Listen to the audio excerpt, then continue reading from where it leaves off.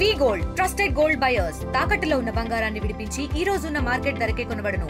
మరిన్ని వివరాలకు సంప్రదించండి 7710 గౌరవనీయులైన పవన్ కళ్యాణ్ గారు మా సమస్యలను మీరు స్పందించి మా సమస్యలను పరిష్కరిస్తారని కోరుతున్నాం.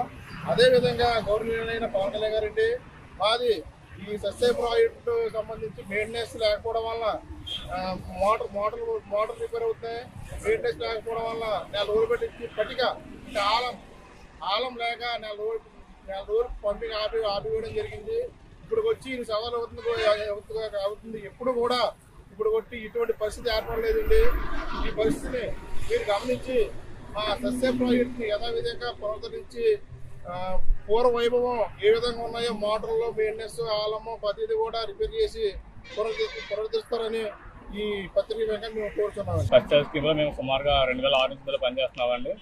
అయితే గత నుంచి కూడా సస్య మొదటిగా కూడా ఈ స్కీమ్ చాలా ప్రజలకు ఉపయోగకరంగా ఈ స్కీమ్ కూడా రన్ అవుతూ ఉంది.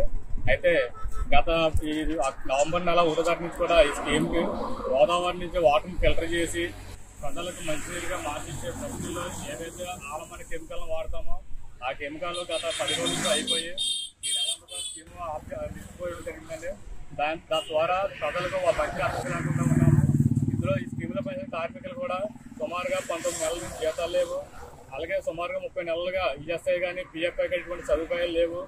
ఇవన్నీ కూడా గౌరవనీయులు రాష్ట్ర ఉప ముఖ్యమంత్రి వైర్యులు రాజమండ్రి ఎరుపులకు వస్తున్నారని తెలిసి ఆ సమస్యలను వారికి ఎన్నించుకుంటామనే ఉద్దేశంతో ఎటువంటి ట్రాఫిక్ అంతరాయం లేకుండా స్వచ్ఛందంగా మాకు సమస్యలు ఆయన దృష్టికి వెళ్తారని వెళ్ళి కనీసం దారంటే ఆయన కారు వెళ్ళినప్పుడే మాకు చూడపోతారనే ఉద్దేశంతో మేము రోడ్డు పక్కకు వచ్చి మాకు సమస్యలను ఆయనకి చూపెట్టడం కోసం మేము ఈ విధంగా చేస్తున్నామండి.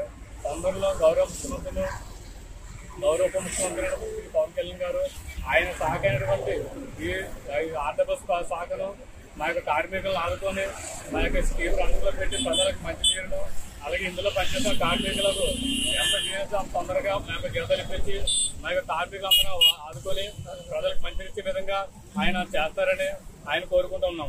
సుమారుగా 52 మంది కార్మికులు పనిచేస్తున్నామండి. ఈ 52 కార్మికులు కూడా ఎటువంటి ఈఎస్ఐ పథకం లేకపోవడం వల్ల ఇందులో చాలా మంది ఒక 5-6 కార్మికులు చనిపోవడం జరిగింది. వాళ్ళకి ఎటువంటి కూడా నష్టపరిహారం ఇవ్వలేదు. అయినా సరే ప్రజలకు మంచినీరు ఇవ్వాలనే ఉద్దేశంతో సత్యసాయి బాబు గారు ఎటువంటి ఉద్దేశంతో ఈ యొక్క స్కీమ్ ప్రాజెక్ట్ ఏర్పాటు చేశారో అదే సదుద్దేశంతో ఆయన ఒక పేరు మీద చెడగొట్టకుండా ప్రజలకు మంచినీరు ఇవ్వాలనే ఉద్దేశంతో ఈ యొక్క 50 కార్మికులు ఆహ్వానించి మేము పనిచేస్తా ఉన్నాం. పవన్ కళ్యాణ్ గారు ఎవరితో మా ఇంకా చూడడం జరిగిందండి. ఆయన మమ్మల్ని గుర్తిస్తారని మా యొక్క సమస్యను త్వరలో చూస్తారని ఆశిస్తా ఉన్నాం. ఆ సమస్యలు ఆయన దృష్టికి వెళ్ళేలా కూడా మేము ఈ రోజు ఇక్కడ రేట్ చేద్దామనే ఆలోచనలో ఉన్నామండి. ఎలాగైనా సరే మా యొక్క సమస్యలు ఏవైతే ఉన్నాయో ఆయన దృష్టికి వెళ్ళేలాగా మేము చేద్దామని ఉద్దేశంతో మేము ఇక్కడ పనిచేస్తా ఉన్నాం. Local to global news at your fingertips. మీ చేతిలో ఒక ఆయుధం. Download Raw TV app. Media legend Ravi Prakash is back.